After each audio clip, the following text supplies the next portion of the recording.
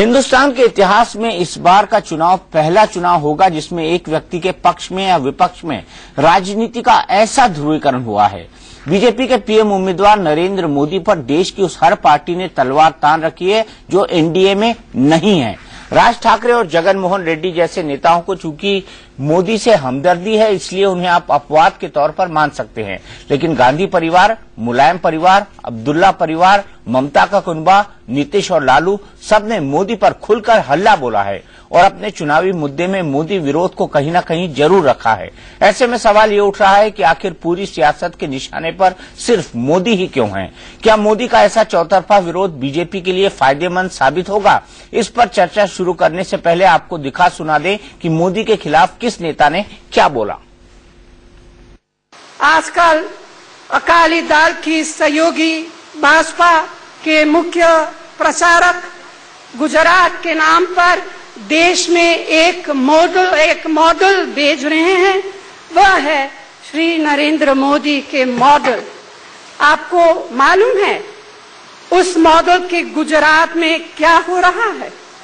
50 सालों से बसे हमारे सिख भाई बहनों को वहां से दखल कर रही हैं और उनकी जमीनें छीन रही हैं। 45,000 एकड़ जमीन कौड़ियों के दाम केवल एक उद्योगपति को दे दी जाती है। मैं सिर्फ इतना कहूंगी कि हे भगवान, देश को बचाओ इस तरह के मॉडल से।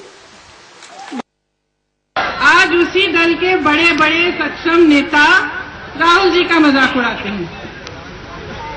कभी उन्हें नमूना कहते हैं, कभी उनकी तुलना किसी हास्य अभिनेता के साथ करते हैं, कभी उनको शहजादे कहते हैं।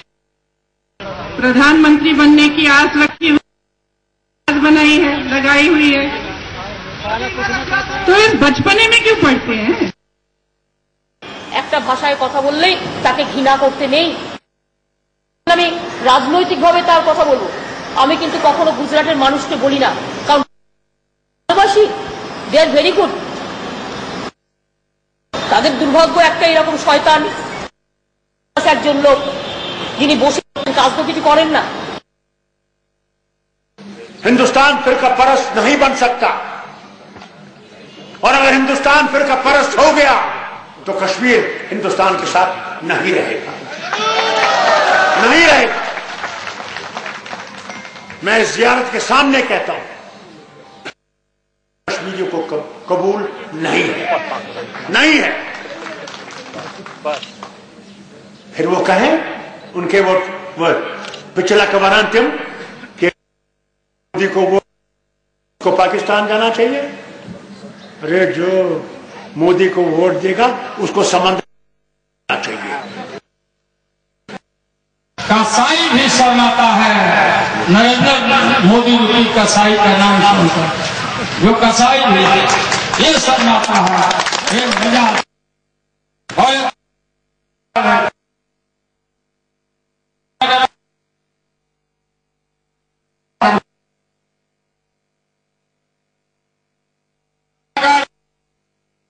आप पाकिस्तान से रिफ्यूजी गरीब रहे हो,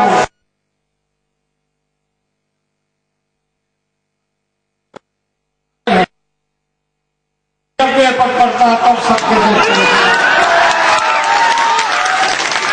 आपको हम बिहार में बताते हो, हमें नहीं आता कि आप अपना माँ का दूध पिया या नहीं पिया या पागल चाट के रह गए, लेकिन लालू यादव 6 भाई लोग माँ का भी दूध पिया है और भैंस का भी दूध पिया।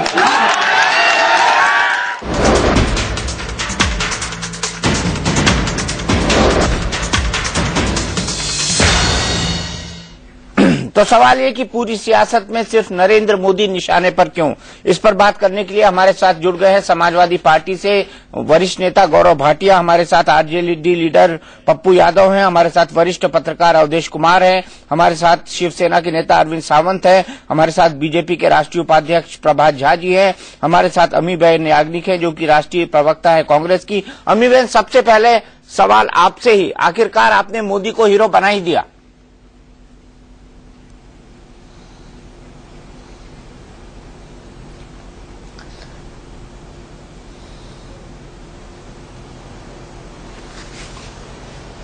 अमी बहन, मेरी आवाज आ रही है आप तक? हाँ, आ रही है। दीपक जी, आपका सवाल, आपने कैसे सोचा कि एक व्यक्ति को हीरो बना दिया? हमने नहीं बनाया, किसी ने नहीं बनाया। वो खुद अपने आप हर राज्य में जाके ये बताना चाहते हैं, प्रोवोकेटिव स्पीच देते हैं जैसे वो राज्य में कुछ हुआ ही नहीं है। वो राज्य के वड़ा को आप कुछ भी कह के आते हो, वो कभी कभी फॉल्स भी होता है, ट्रू नहीं होता है, तो आप जाके बोल के आओ तो कोई जवाब तो देगा, पलटवार तो करेगा, सत्य हकीकत तो बताएगा। उसमें हीरो की बात कहाँ से आ गई? ये तो बात ये है कि आप जाके सबको बोलो और कोई आपको जवाब ही ना दे, और हर राज्य में जाके आपको ऐसा लगे कि हर जगह सब कुछ न कुछ खराब है, आपके राज्य में ही सब ठीक है, तो क्या किसी को अधिकार नहीं है सत्य बात बताने के लिए? इसमें हीरो की बात कहाँ से आ गई? कोई किसी को हीरो नहीं बनाते हैं, पर वो अपने खुद का मार्केटिंग करते हैं। लेकिन अमी बहन, सबसे ज्यादा हमला कांग्रेस पार्टी ने नरेंद्र मोदी पर बोला है, ये भी एक हकीकत है। हर लीडर की रिस्पॉन्सिबिलिटी बनती है कि सच सामने लाए। सबसे ज्यादा हमला कांग्रेस पार्टी ने और तमाम पार्टियों ने नरेंद्र मोदी पर बोला है, ये भी एक हकीकत है।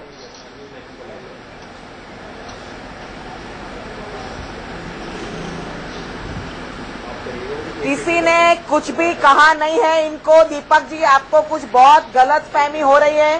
जो पार्टीज आती है सब सच लेके आती है सामने, और जो वो कहते हैं उसका सच बताती है देश को।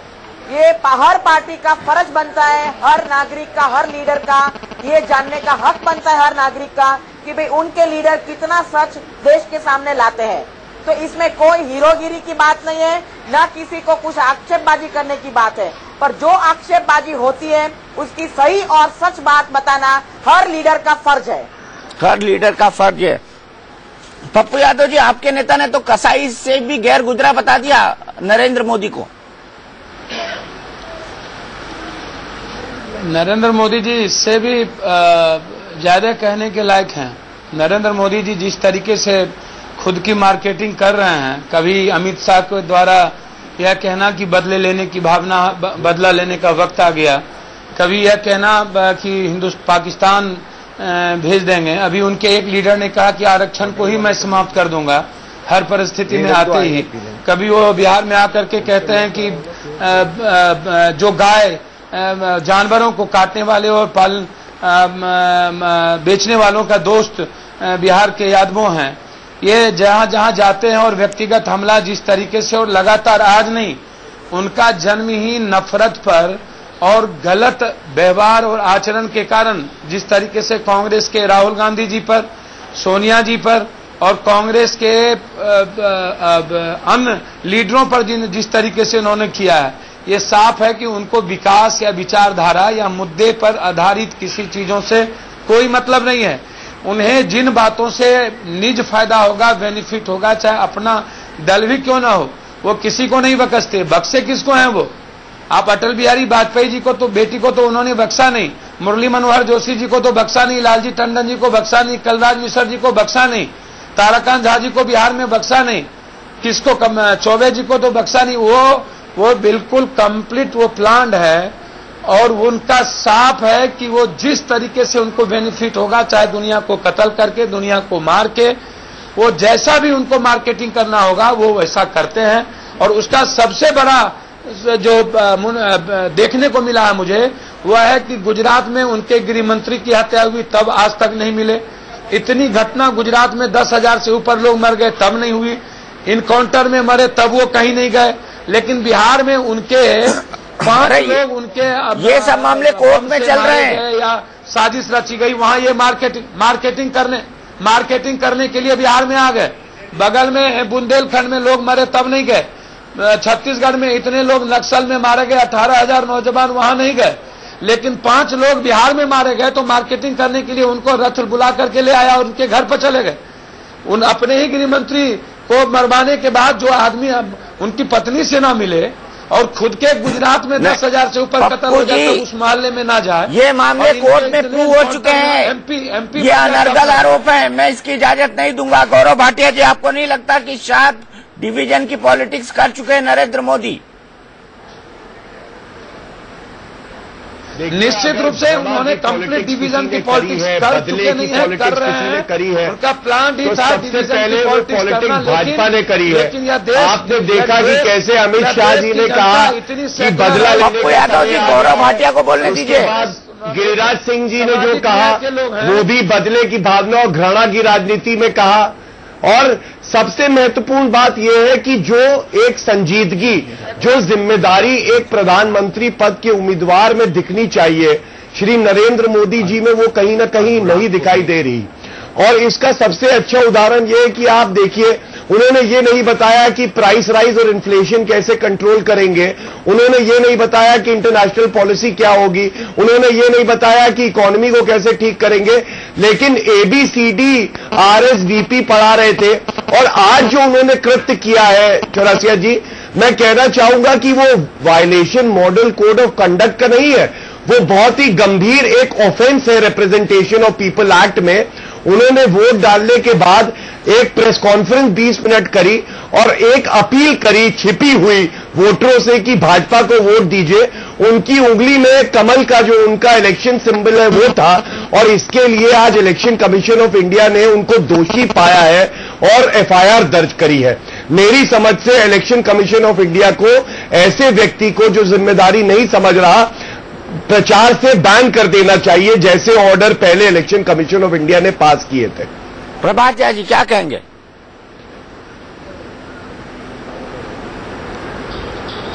जब आदमी मजबूत होता है और देश के जन समर्थन से मजबूत होता है दीपक जी, तो उस पर इस तरह के प्रहार होना लाजमी है।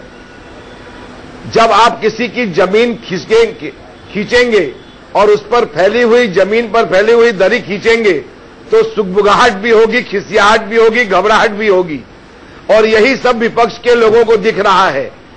बात जुम्मे 15 दिन की रह गई है, 16 तारीख को परिणाम आएगा। जो जिसके मन में जितनी भड़ास है 15 दिन तक निकाल ले। देश की जनता का मन, जनगण मन ने जो बनाया है वह आज भी सबके सामने है, कल भी सबके सामने था। और यही परिणाम है कि जो जो उपाधियां, जो जो बातें आज कही गई है, देश भर में पिछले 12 वर्षों से लगातार जिस व्यक्ति को खलनायक बनाया गया, उसे देश के नौजवानों ने, देश के सारे नागरिकों ने एक नायक के रूप में प्रस्तुत किया है। समय आ गया है और सब बातें सामने आ जाएंगी, इसलिए हम कतई घबराहट में नहीं है। जिसको जो बोलना हो, जो पप्पू यादव जी को कहना हो या अन्य भाटिया जी को कहना हो, वो कह लें। कितने दिन कहेंगे, उसके बाद वो भी गौरव से कहेंगे कि मेरे देश का प्रधानमंत्री नरेंद्र मोदी है। बताइए, जवाब दीजिए गौरव भाटिया जी। प्रभात जी, मैं सिर्फ इतना ही कहना चाहूंगा कि आप जैसे सोच रहे हैं, शायद और पार्टियां भी जानती हैं कि वो रिजल्ट बहुत अच्छा आएगा। समाजवादी पार्टी जानती है कि उसकी सबसे ज्यादा सीटें उत्तर प्रदेश में आएंगी। वो जनता 16 मई को तय करेगी। परिणाम आपके भी सामने होंगे, मेरे भी। मैं जो प्रश्न उठा रहा हूं वो ज्यादा गंभीर है कि प्रधानमंत्री पद के दावेदार जो हो, ऐसे व्यक्ति को किस गंभीरता से अपने जिम्मेदारी का निर्वहन करना चाहिए, ये बात मैं उठा रहा हूं। और जनाधार कुछ भी आए, लेकिन आज इलेक्शन कमीशन ऑफ इंडिया ने ऑर्डर में कहा है कि सेक्शन 126 1A और 1A और B में वायलेशन किया है श्री नरेंद्र मोदी जी ने और FIR रजिस्टर हुई है।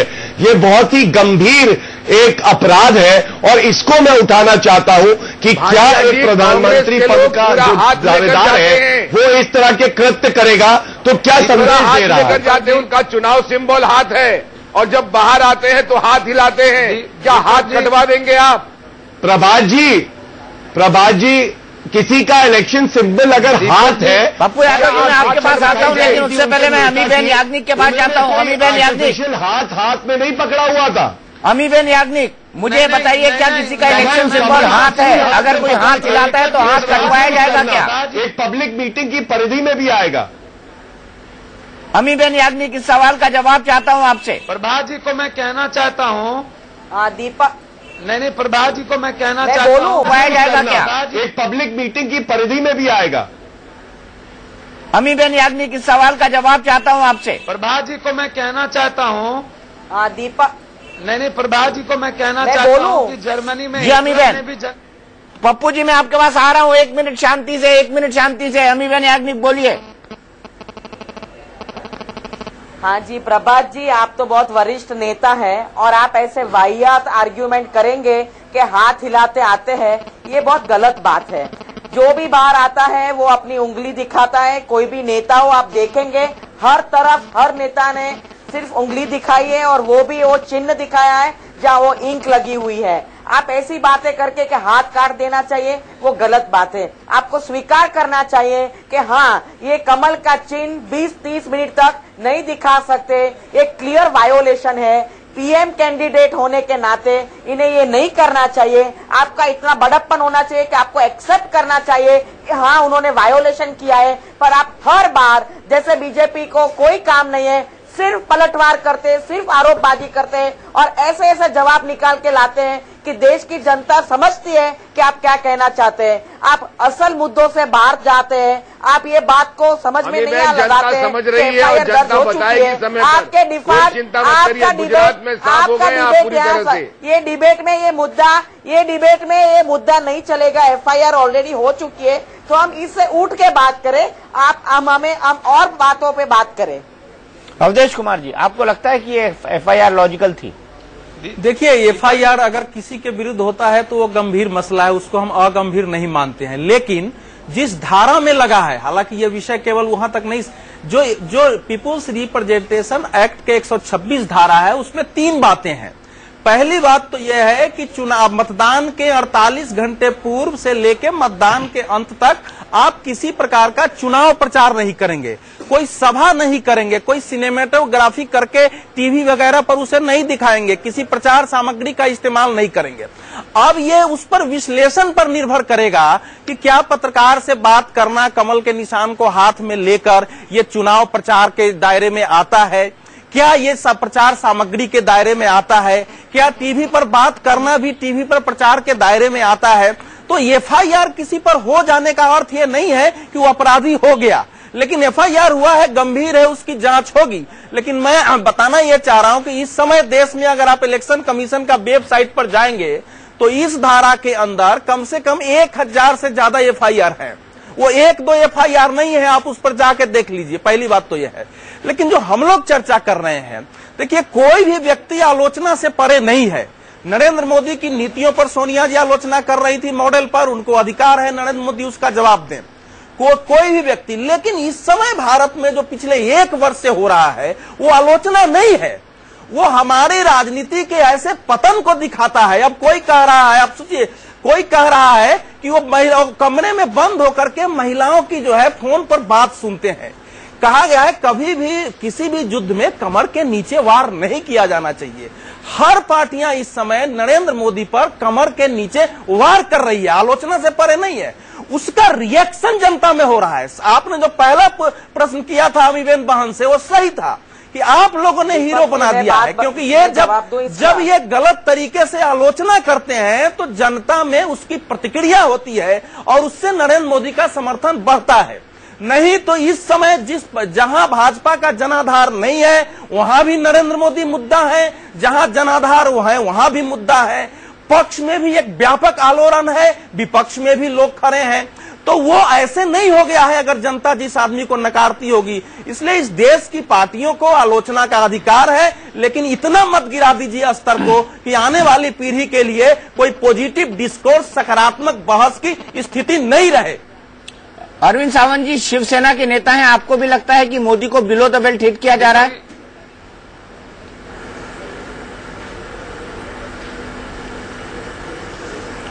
सही है। मैंने अभी अवधेश कुमार जी को सुना, मैं उनको धन्यवाद करता हूं। उन्होंने जो बात की, कमर के नीचे हमला नहीं करना चाहिए। नरेंद्र मोदी साहब के ऊपर जो कमर के नीचे जो हमला किया गया वो इतना गंदा था कि व्यक्तिगत रूप में चारित्र हनन करने तक ये लोग गए। और इसलिए आज ऐसा हुआ है कि देखो, जो पेड़ फल से भरा हुआ होता है उसके ऊपर पत्थर मारते हैं। तो ये सारे आरजेडी हो, समाजवादी हो, कांग्रेस हो, ये जब पत्थर मार रहे हैं और सिर्फ पत्थर नरेंद्र मोदी के ऊपर मार रहे हैं, इसका मतलब है ये सारे लोग डर रहे, इनके पैरों तले जमीन हिल रही है। और उन्होंने देखा है कि कल जाकर इस देश के प्रधानमंत्री नरेंद्र मोदी ही बनेंगे, क्योंकि जिस ढंग से नरेंद्र मोदी साहब ने शुरू में जो सारी सभाएं ली, सारी रैलीज ली, उसमें हर वक्त उन्होंने विकास की बात की। अब विकास की बात करते समय इनके तो, अगर कांग्रेस ये बात कहती है, समाजवादी ये बात करती है, आरजेडी ये बात करती है, तो इन्होंने हर चुनाव में जो अपना मैनिफेस्टो लोगों को दिया है, जरा देख तो, झांक तो ले। पिछले 10 बरस में इन्होंने क्या क्या लोगों को बताए हैं। गरीबी हटाओ से लेकर बिजली मुक्त देने तक की बात की, किसानों को फंसाया, ये सारा काम ये करते रहे। और फिर आप कहते हैं मुद्दे पर बात करें, तो मुद्दे पर बात करें तो मुद्दों को कौन संभालता है, उस मुद्दों को लेकर कौन खड़ा रहता है बाद में। आज इस सरकार ने कहा था 100 दिनों में अंदर हम महंगाई नीचे लाएंगे। 5 बरस हुए, 100 दिन की बात छोड़ो, 1600 दिन हुए। 1600 दिन में महंगाई नहीं बढ़ी, उल्टी वो तो जाकर आकाश को भिड़ी। तो लोगों के मन में एक आशा है, आकांक्षा है कि यही एक नरेंद्र मोदी जी है, इस देश को संवर सकते हैं। और उसने लोग ये कितनी भी आलोचना, जितनी आलोचना ये नरेंद्र मोदी साहब के लिए करते रहेंगे, उतना नरेंद्र मोदी साहब का समर्थन बढ़ता रहेगा, ध्यान में रखना आप। गौरव भाटिया, जितनी आलोचना आप करेंगे उतना समर्थन बढ़ेगा। दीपक, ऐसा है दीपक जी, ये तो वक्त बताएगा कि भाजपा जो है साफ हो जाएगी या समर्थन बढ़ेगा। लेकिन अभी अवधेश जी ने एक बहुत अच्छी बात कही, उन्होंने कहा कि बेल्ट के नीचे प्रहार नहीं किया जाना चाहिए, और मैं उनसे सहमत हूं कि ऐसा नहीं होना चाहिए और एक स्तर जरूर बना रहना चाहिए राजनीति में। दिन बाकी नहीं रहे, जब उमा भारती जी ये कहती है दिन बाकी नहीं रहे, प्रियंका गांधी कोई और नहीं है, राखी सावंत की तरह है, तो क्या वो 2 महिलाओं का अपमान नहीं कर रही? जब बाबा रामदेव कहते हैं कि दलित की कुटिया में जाके मजा करने जाते हैं श्री राहुल गांधी जी, एक मिनट गलत बयान नहीं है। और इसकी शुरुआत भाजपा नहीं करी है, भाजपा महिलाओं के बलात्कार करने पर, बलात्कार करने वालों पर जो गुनाह नहीं होना चाहिए, ये कोई महिलाओं का अपमान नहीं है, उसका अपमान नहीं है महिलाओं का। कमीशन ऑफ इंडिया को भी तो महिलाओं का अपमान है। इलेक्शन कमीशन ऑफ इंडिया ने उस जवाब को पढ़ के अपना फैसला दे दिया। आपको अगर नहीं क्या बात करते हो तो बीच में देखो, जब महिलाओं को बलात्कार करने पर कहते हो जवान है, जवान बच्चा करता रहेगा, थोड़ा बोनस करिए, तो महिलाओं का क्या सम्मान कर रहे हैं? क्या जी ने ये कहा, महिलाओं का सम्मान कर रहे हैं? उमा भारती जी ने ये कहा, क्या बात करते हैं? एक बचपना लड़की जो कल तक चुनाव में नहीं राखी सावंत की तरह है, क्या 2 महिलाओं का अपमान नहीं किया? अच्छा गौरव, एक सवाल मेरा है। गौरव बताइए। गौरव, एक सवाल मेरा है। तो राखी सावंत क्या कहना चाहते हैं आप? तो आपका ये कहना है, तो आपका क्या कहना है? राखी सावंत बुरी औरत है, आपका क्या कहना है? मेरा राखी सावंत कोई बुरी औरत है क्या? टिप्पणी की गई, क्या कहना है? राखी सावंत गलत औरत है? बताओ, हिम्मत करके बोलो। राखी सावंत कौन है? ऐसी टिप्पणी कौन है राखी सावंत? ये उचित नहीं है। नहीं, तो इसका मतलब आप कह रहे हैं कि राखी सावंत गई गुजरी औरत है, इसका मतलब ऐसा हो रहा है क्या? क्या बात कर रहे हैं आप? तो फिर उससे कंपैरिजन में गलत क्या हो गया? गौरव, उससे कंपैरिजन में गलत क्या हो गया? वो जो उन्होंने कहा, जैसी वो भी मेहनत से अपनी रोजी रोटी कमाती है। उनका मतलब यह है, उनका मतलब यह है कि नहीं दीपक जी, जिस संदर्भ में मैंने इसीलिए ये बात कही कि दोनों महिलाओं का सम्मान होना चाहिए, लेकिन जिस तरह से वो बात कही गई, आपने बयान गलत बात कर रहे हो। भारती जी का महिलाओं का सम्मान आप कितना करते हैं हम जानते हैं। मुलायम सिंह क्या करती है, तुम्हारी पार्टी महिलाओं का क्या सम्मान करती है हम जानते हैं। अच्छा, एक मिनट अरविंद जी चिल्ला सकते हैं, मैं चिल्लाऊंगा नहीं। सावंत जी एक मिनट। गौरव भाटिया जी, मेरा बड़ा सीधा सवाल है। चिल्ला नहीं रहा हूँ, सवाल यह है दीपक जी, मैं आ रहा हूँ पप्पू यादव जी। प्रियंका गांधी ने ये भी कहा था कि मोदी बंद कमरे में लड़कियों की बातें सुनते हैं, क्या ये बयान ठीक था? क्या ये बयान ठीक था? मोदी बंद कमरे में लड़कियों की बातें सुनते हैं, क्या ये बयान ठीक था? यही सवाल अमीबेन याग्निक से होगा। की बातें सुनने वाली बात है, वो बात सार्वजनिक तौर से बाहर आई है, किसी की निजी जिंदगी पे कोई कमेंट नहीं किया जा रहा। अगर कोई कृत्य गलत है और वो पब्लिक डोमेन में आया, उस पर इंक्वायरी होनी चाहिए, ये बात खुद ही कही गई है पहले। करते रहे, भाजपा खुद कह रही थी कि उस पर इंक्वायरी बता दीजिए। अमीबेन याग्निक जी, क्या प्रियंका गांधी का ये बयान ठीक था? दीपक जी,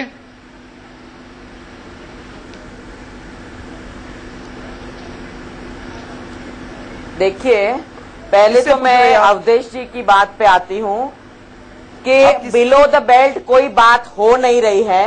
जब भी कोई मुद्दा उठा है उनका कोई जवाब पीएम कैंडिडेट ने नहीं दिया है।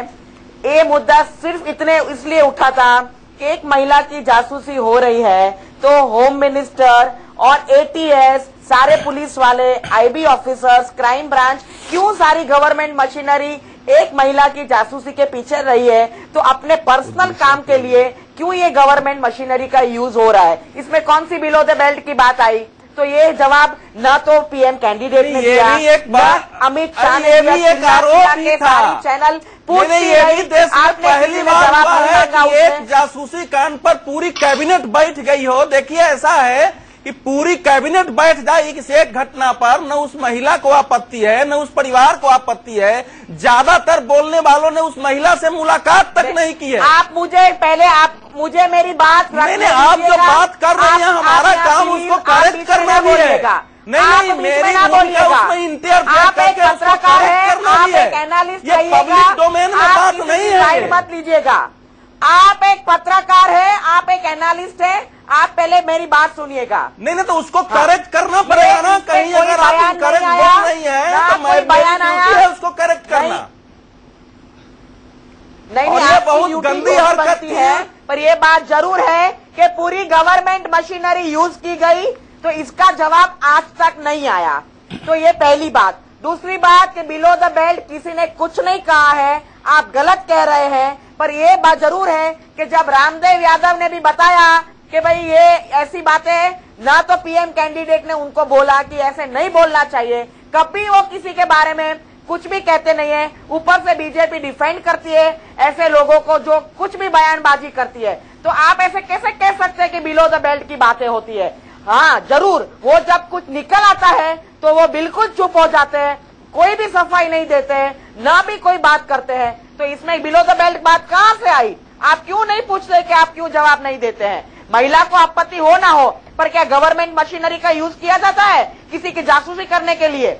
सेफ्टी की बात करते हो, फोन टेप करना, दीपक जी किसी का फोन टेप करना या गौरव मैं आ रहा हूँ आपके पास, मुझे प्रभात झा जी के पास जाना पड़ेगा। मर्यादित भी है, लेकिन जब तक कोई प्रमाण नहीं है, जब तक फोन टेप करने वाले की ओर से कोई शिकायत नहीं है, उसको इतना बड़ा इशू बनाना। और कांग्रेस की महिला विंग ने ये तय किया कि वो जहाँ जाएंगे महिलाएं उनको काला झंडा दिखाएंगे। बेलो द बेल्ट नहीं है तो क्या है? अवधेश जी को अगर पता ना हो तो उन्हें पता चलना चाहिए कि देयर इज अ लॉ, और ये टेलीग्राफ एक्ट के नीचे प्रोसीजर होती है। पूरा मालूम है, मुझे मालूम था ये विषय उठेगा। मैं उस पूरे फैक्ट को जासूसी कांड को लेके आया हुआ नहीं होती है।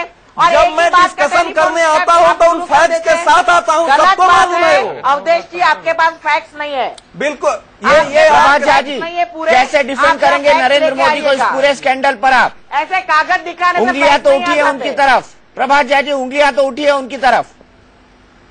नरेंद्र मोदी जी, दीपक जी, नरेंद्र मोदी जी डंके की चोट जांच बिठा दी थी और उसके बाद उन्होंने कहा था कि जो रिपोर्ट आएगी होगी। और आप भी जानते हैं कि सेंट्रल गवर्नमेंट की पूरी कैबिनेट बैठी और कैबिनेट इस आधी अधूरी कहानी को पूरी करने के लिए क्या नहीं किया, लेकिन क्या निकला?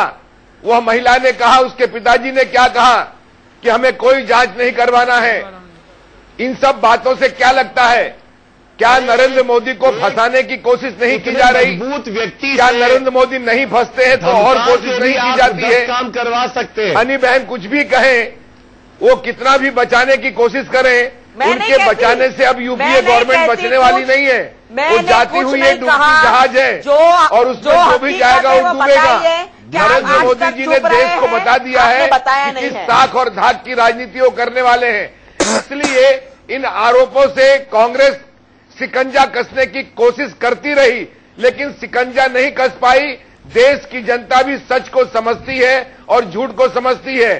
सच और झूठ में अंतर समझने की ताकत उनमें है और उस ताकत को जनता ने समझने के बाद ही कहा है कि नरेंद्र मोदी की अगुवाई में सारा देश चल रहा है।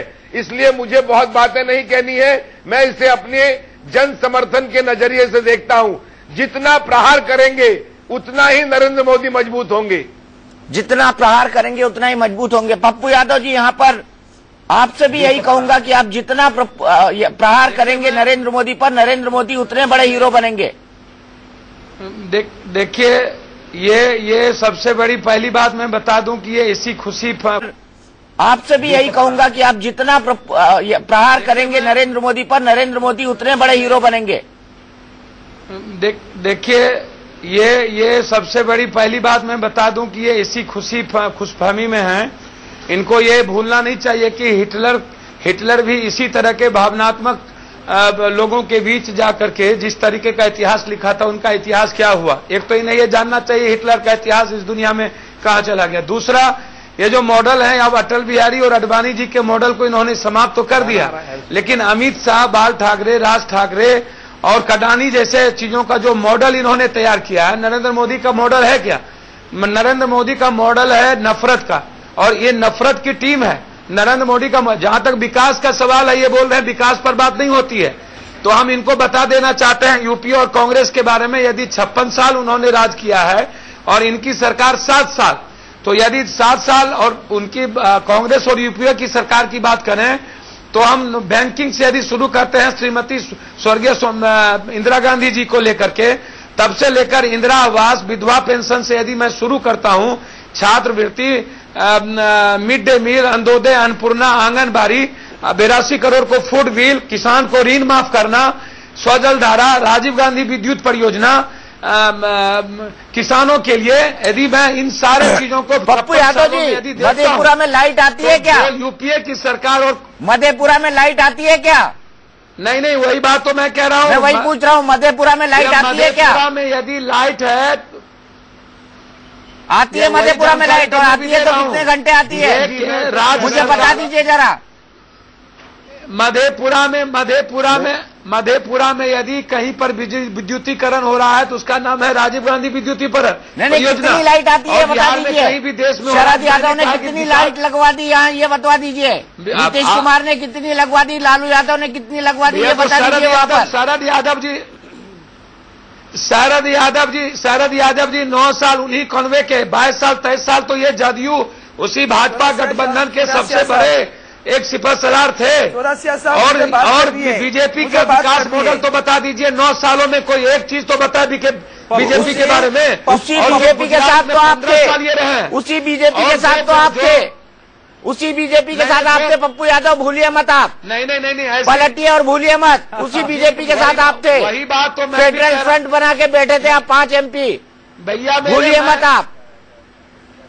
भैया मैं भी वही नहीं दीपक जी, मैं वो बात आपको वही कहना जा रहा हूं।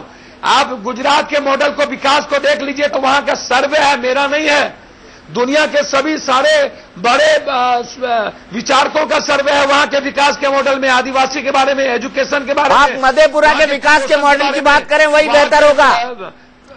आप मधेपुरा के विकास की मॉडल करें वही बेहतर होगा। पप्पू जी आप जिस पार्टी में हैं उस पार्टी की, पप्पू जी आज जिस पार्टी में आप हैं उस पार्टी की 15 साल सरकार रही है, उस पार्टी की 15 साल बिहार में सरकार रही है, उसमें बिहार की कैसी दुर्दशा हुई, वहाँ सड़कों की क्या हालत थी, कितने किडनैपिंग हुए, कितने मर्डर हुए, कितने बलात्कार हुए, जिस पार्टी में आप साथ हैं। 15 वर्ष बिहार ने जो भुगता है वो आप भी नहीं भूलेंगे। मैं आपको बता देना चाहता हूँ, सही बात है। और लालू यादव इस समय सजा याफ्ता है भ्रष्टाचार में, वो जेल से निकल के आए हैं, वो भी नरेंद्र मोदी को कसाई का बाप कह रहे हैं। आखिर इस देश में कुछ तो हेयागरान होना चाहिए। आपको मैं एक बार बता दूं, लालू यादव जी के बारे में आप स्पष्ट रूप से जान लें। लालू यादव जी जो सामाजिक न्याय के जिस तरीके से संघर्ष, राजनीतिक रूप से जिस तरीके से समाज के अंतिम व्यक्ति को लेकर जितना बड़ा संघर्ष लालू यादव जी स्वर्गीय कर्पूरी ठाकुर और स्वर्गीय जगदेव बाबू के बाद, महात्मा फुले और पेरियार के बाद में राजनीतिक रूप से जो चेतना बिहार में लाया है, वो इस मर्डर कितने हुए, किडनैप कितने हुए, बलात्कार कितने हुए, प्रदेश भर से कितने उद्योगपति चले गए, व्यापारी चले गए, रात में पैसा लेकर निकलना बंद था। अगर इसका नाम सामाजिक न्याय है और ये लोग नरेंद्र मोदी की आलोचना करेंगे तो जनता में रिएक्शन होगा। इस हिंदुस्तान में अमित शाह और बाल ठाकरे और नहीं, अमित शाह बाल ठाकरे को छोड़ दीजिए। आप जिस पार्टी में हैं उस पार्टी के शासन में बिहार में क्या हुआ? जो बिहार एक समय भारत के बेस्ट गवर्नेंस स्टेट में आता था वो सबसे बेस्ट गवर्नेंस में आ गया, अमित शाह, और वो भी लोग नरेंद्र मोदी की आलोचना करते हैं। मोदी ने क्या किया गुजरात में, कितना बड़ा दुनिया के इतिहास में। उस पर आप बहस करिए ना, हम लोग तो कहते हैं कि नरेंद्र मोदी के विकास पर आप बहस करिए।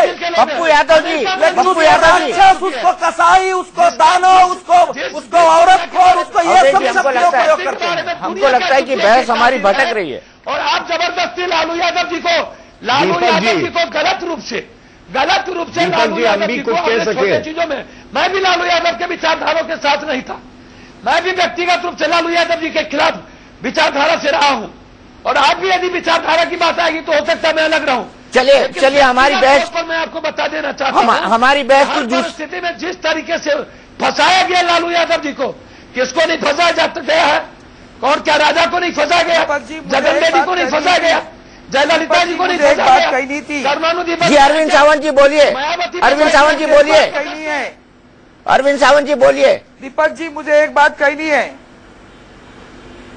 मुझे इतना ही कहना है कि ये बार बार जो कह रहे हैं कि किस तरह से सरकार का उपयोग किया, आज कांग्रेस सरकार ने सीबीआई का किस तरह से उपयोग किया। सुप्रीम कोर्ट ने कहा कि ये सीबीआई नहीं है, ये कांग्रेस सरकार की गुलाम है, और वो गुलाम काम करती थी तभी इनको लगा नहीं। अब ये बता रहे थे सरकार की सारी योजनाएं, मैं इनको कहता हूं कि इनकी यूपीए सरकार में कृषि मंत्री हैं शरद पवार साहब, जिन्होंने ऋण मुक्त की बात की। उन्होंने खुद कहा था कि किसानों को ऋण मुक्त नहीं कर सकते हम। जब उसके बाद में उद्धव जी ठाकरे साहब ने महाराष्ट्र में आंदोलन पुकारा, बहुत बड़ा संघर्ष किया, तो सिर्फ महाराष्ट्र के किसान, सबसे ज्यादा आत्महत्या कहाँ हुई, किसानों की आत्महत्या महाराष्ट्र में हुई। उसके बाद में यह आंदोलन उद्धव ठाकरे साहब ने किया, तब जाकर कृषि मंत्री जी ने कहा कि हम नहीं कर सकते ऋण मुक्त, लेकिन आंदोलन चलता रहा, तब जाके पूरे देश के किसानों का ऋण मुक्त किया गया। उसकी जो नींव डाली वो उद्धव साहब ठाकरे जी ने डाली है, वो भूलना नहीं। बाला साहब ठाकरे जी के बारे में बात करें, इन्होंने बाला साहब ठाकरे जी को क्या देखा है, क्या जाना है, क्या परखा है। जब ये लालू जी की बात करते करते कि उनको मालूम है, तो बाला साहब ठाकरे जी के साथ जिन्होंने हमें पैदा किया, हमें बड़ा किया, हमें सब संस्कार के, उनके सारे संस्कार प्रेम के थे, राष्ट्रभक्ति के थे। और राष्ट्रभक्ति जो पैट्रियट, राष्ट्रभक्ति के बारे में किसी से भी कॉम्प्रोमाइज। चलिए, हम बहस से पूरी तरह भटक चुके हैं। एक ब्रेक होगा, ब्रेक के बाद सीधे गौरव भाटिया के पास जाएंगे। फिलहाल वक्त है ब्रेक का।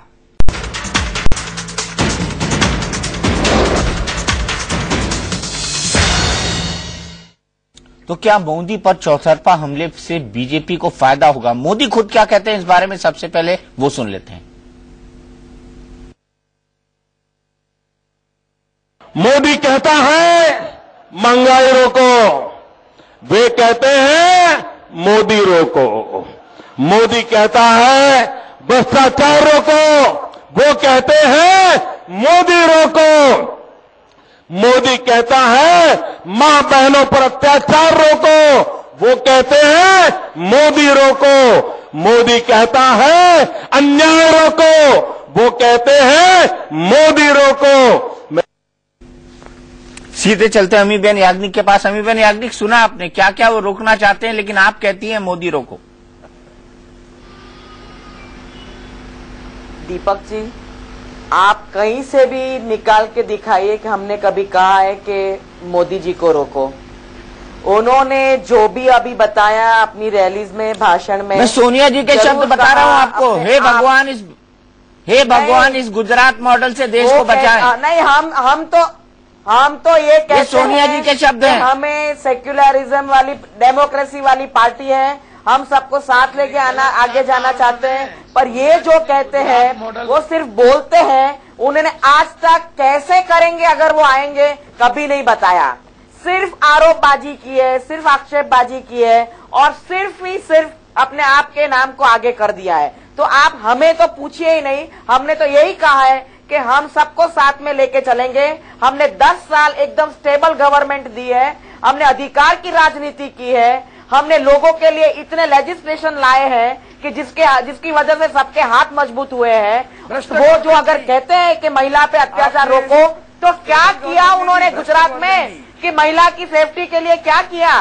तो ये बताना चाहिए उन्हें। ये सब बोल के भाषण में ठीक लगता है, पर ठोस काम क्या करेंगे वो आके, कैसे करेंगे वो आज तक उन्होंने नहीं बताया।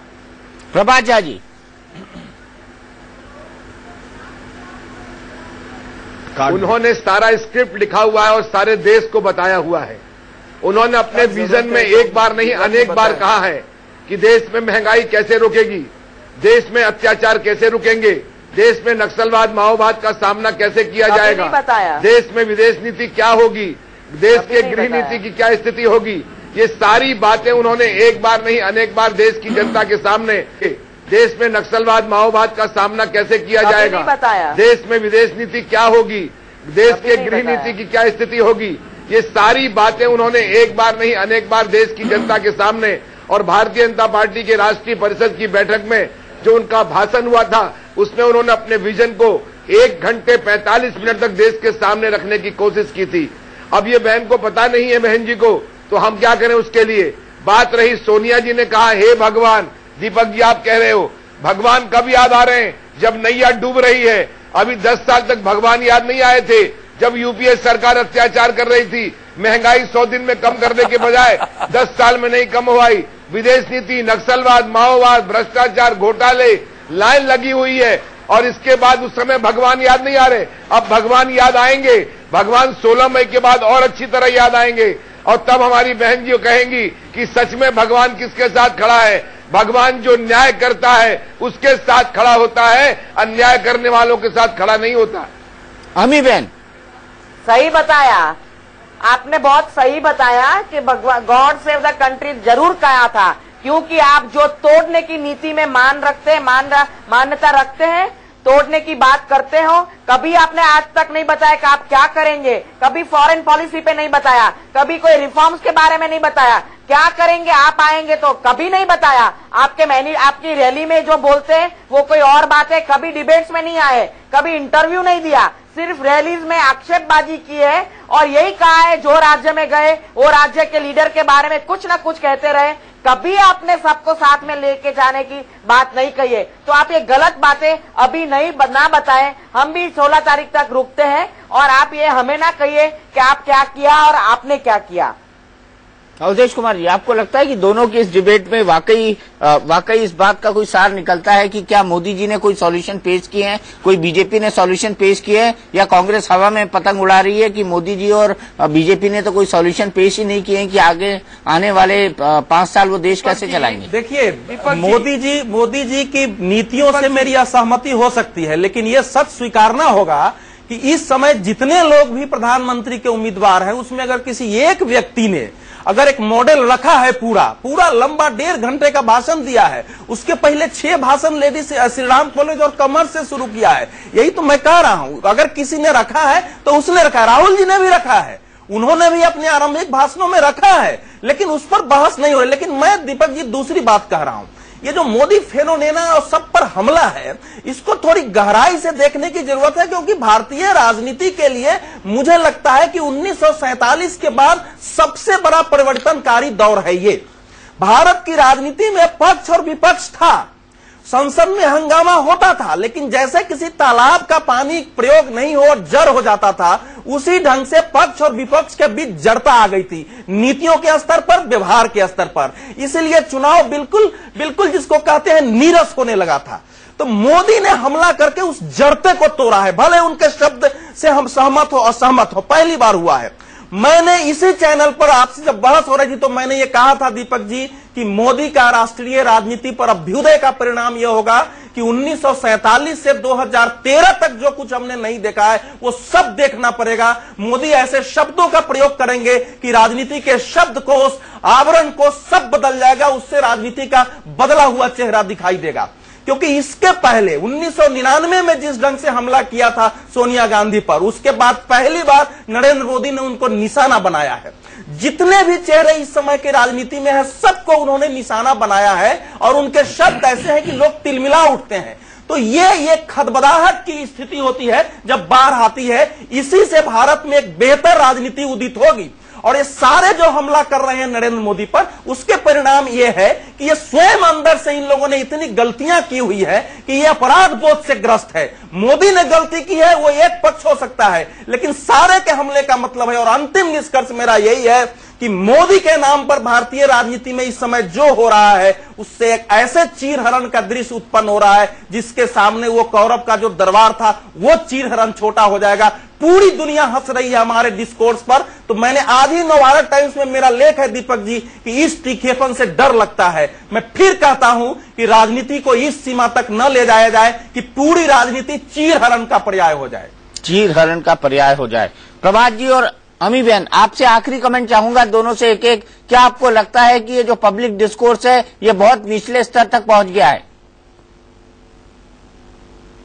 दीपक जी, मैं पहुंच गया है दीपक जी, और नहीं पहुंचना चाहिए। नहीं, एक एक करके। प्रभात जी पहले अमी बहन फिर आप। प्रभात जी पहले अमी बहन फिर आप। मैं यही कहना चाहती हूं कि अगर ये तरीका है तो ये तरीका ठीक नहीं है। राजनीति में आप ऐसे आक्षेपबाजी करके कुछ हिल मिला नहीं सकते। अवधेश जी का पूरा कॉन्सेप्ट कुछ गलत ही है और उन्होंने जो एनालिसिस भी किया है वो ठीक नहीं है। राजनीति को बदलना है तो अपने बहुत डिग्निफाइड तरह से करनी चाहिए और उसके फ्रेमवर्क में, उसके पैरामीटर्स में रह के करनी चाहिए। ये नफरत की कड़वी बातें, कठोर बातें करके, आक्षेपबाजी करके हम देश को जोड़ के आगे नहीं ले जा सकते। तो ये जरूर स्पष्ट करें अवधेश जी का एनालिसिस काफी गलत है और वो बदलाव उन्हें बदलना पड़ेगा। ये ऐसी सोच नहीं चल सकती है। प्रभाचा जी। अमीबेन, क्या गुजरात टूटा है? क्या पिछले 15 साल में गुजरात को मजबूत नहीं किया गया? इसलिए आपका यह आरोप एक सिरे से खारिज होता है कि नरेंद्र मोदी जी देश को तोड़ते हैं। हम देश जोड़ने वाले लोग हैं। देश में एक विश्वास पैदा हुआ है, एक साख और धाक की राजनीति की शुरुआत हुई है। लोगों ने अपने विश्वास की किरणें देखी हैं और इसलिए नरेंद्र मोदी जी आने वाले भविष्य के रूप में लोगों के दिमाग में बसे हैं, रचे हैं। और इसलिए आप चाहे जो कहें, गुजरात में कांग्रेस साफ हुई है, अब देश से कांग्रेस साफ हो रही है। आप मुगालता पालते रहें, हमें इसमें कोई कुछ नहीं कहना। हमें तो अपने विचारधारा से अपने ध्येय की ओर बढ़ते जाना है। चलिए, इसी नोट पर मैं इस बहस को खत्म करूंगा क्योंकि मेरे पास वक्त बिल्कुल कम बचा है, वक्त समाप्त हो चुका है। बड़ी बहस में आज का निचोड़ यही है कि मोदी पर जितने आक्रमण होंगे और ये आक्रमण जितने बिलो द बेल्ट होंगे, पब्लिक डिस्कोर्स उतना ही कम होता जाएगा। जो राजनीतिक आरोप और प्रत्यारोप के दौर हैं वो निचले स्तर तक गिरते जाएंगे और इसका अंततः फायदा कहीं ना कहीं मोदी को होता ही दिखाई देता है। बड़ी बहस में आज इतना ही। इंडिया न्यूज पर खबरों का सिलसिला लगातार जारी है।